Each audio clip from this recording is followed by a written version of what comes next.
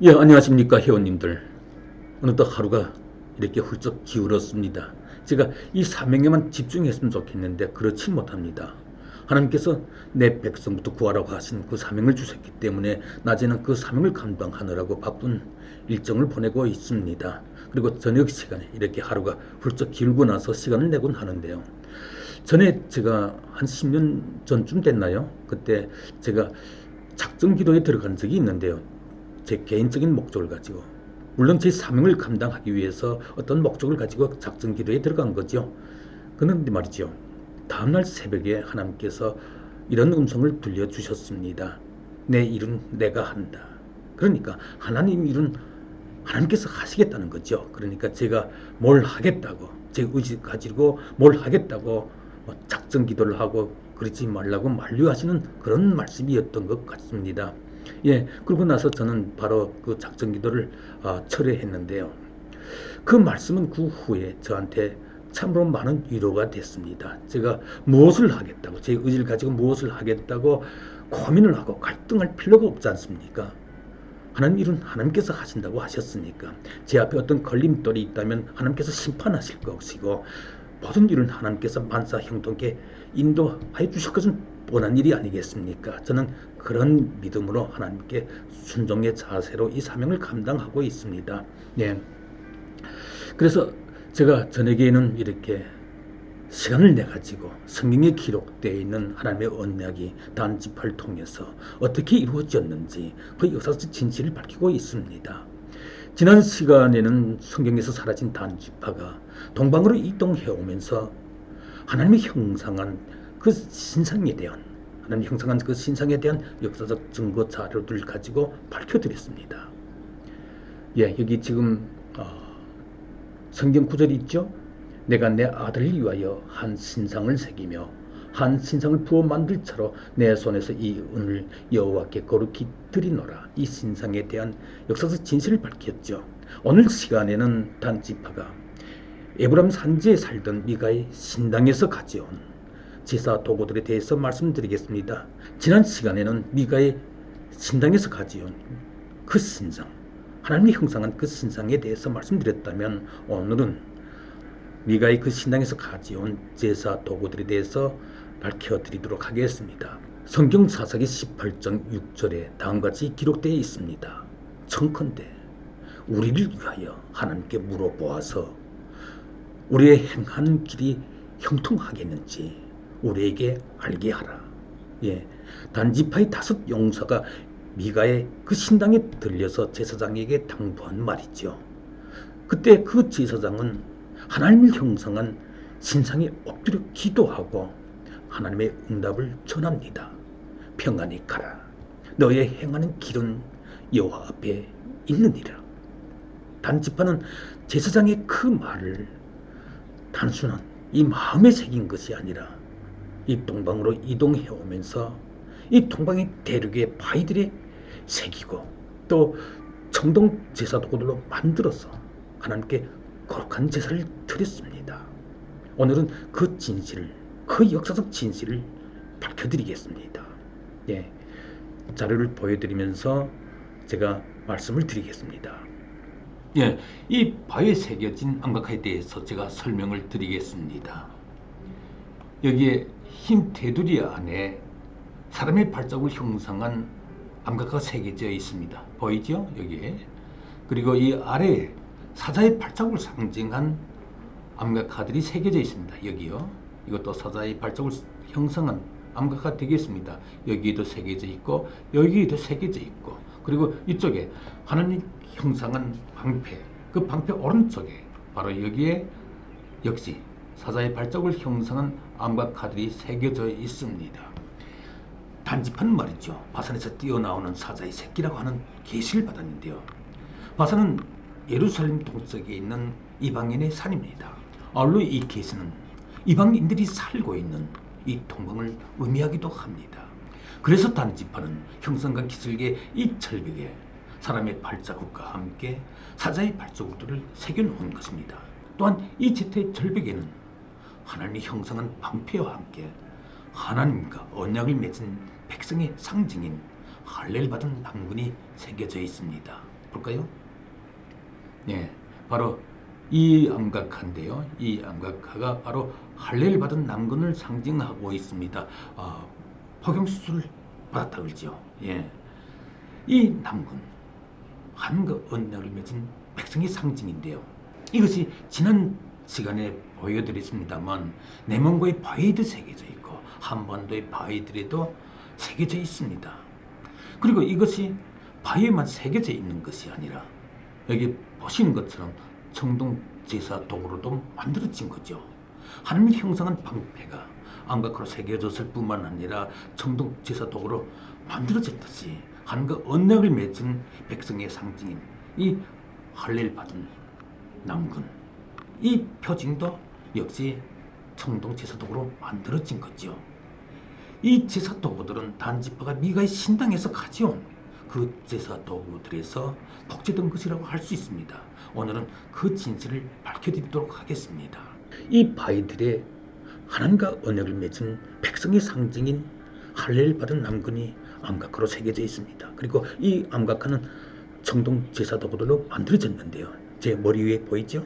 예, 이 사진들에서 확인할 수 있듯이 하나님과 언약을 맺은 백성의 상징인 할례를 받은 남근의 모양은 이 바위들에 새겨졌을 뿐만 아니라 제 머리 위에 보이는 것처럼 청동 제사 도구들로도 만들어져 가지고 단의 후손들이 하나님께 거룩한 예배를 드렸다는 거죠. 성경에 그에 대해서 다음과 같은 기록이 있습니다. 너희 중 남자는 다 할례를 받아라. 이것이 나와 너희와 너희 후손 사이에 지킬 내 언약이니라. 너희는 양피를 베어라. 이것이 나와 너희 사이의 언약의 표징이니라. 대대로 남자는 집에서 난 자나 혹 너희 자손이 아니요 이방 사람에게선 돈으로 산 자를 물어나고 난 지 8일 만에 할례를 받을 것이라.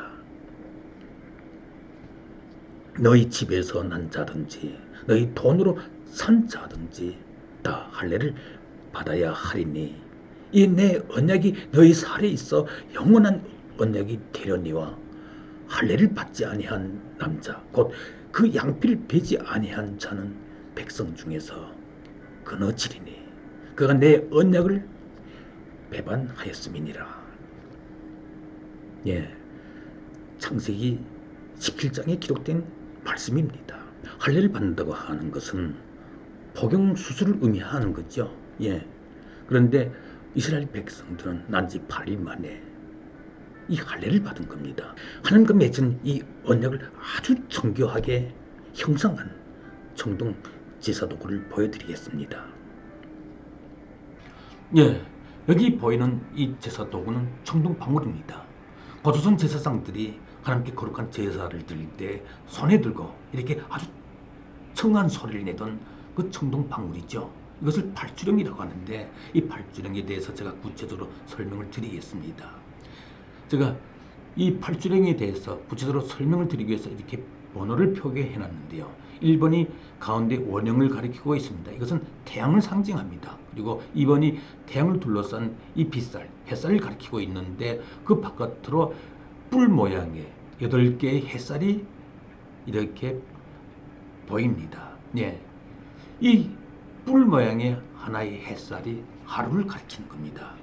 예, 이게 보이죠? 제가 좀 더 구체적으로 설명을 드리기 위해서 옆으로 따로 꺼내놨는데요. 가운데 것은 태양을 상징하고 이 원형은 태양을 상징하고 태양이 빗살이 있고 또 그 바깥으로 뿔 모양의 8개의 햇살이 있습니다. 이것은 이 뿔 모양의 하나가 하루의 햇살을 상징합니다. 그래서 제가 여기에 표기해놨죠. 1일, 2일, 3일, 4일, 5일, 6일, 7일, 8일. 예, 이것은 뭘 뜻하는가 하면은 하나님께서 아브라함과 약속하신 그 언약, 이스라엘 남자들은 태어나서 8일 만에 할례를 받아라, 그런 내용이죠. 예, 그리고 바로 이 뿔 모양의 햇살 끝에 이 보이는 이 방울들이 달려 있는데요. 8개의 방울이 달려 있습니다. 말하자면 8개의 태양이 있습니다. 이 뿔 모양의 햇살이 하루를 가리킨다 했는데 그 끝에 하나의 태양이 있습니다. 이것은 하루를 상징한다는 거죠. 그러니까 이 8개의 방울은 태어나 8일 만에 할례를 받음으로써 하나님과의 언약이 이루어진 열매라는 상징이 되기도 하죠. 너희 중 남자는 다 할례를 받아라. 이것이 나와 너희와 네 후손 사이에 지킬 내 언약이니라.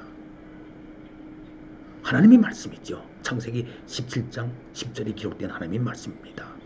되도록 남자는 집에서 태어난 자나 혹 너희 자손이 아니더라도 이방 사람에게서 돈으로 산 자를 물어나고 난지 8일 만에 할례를 받을 것이라.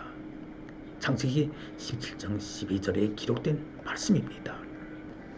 이 청동지사 도구는 한반도 도처의 고분들에서 출토돼서 대한민국의 여러 박물관들에 보관 전시되어 있습니다.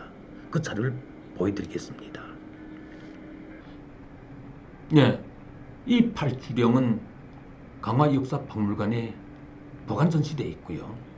이 팔주령은 강주역사박물관에 보관 전시되어 있습니다.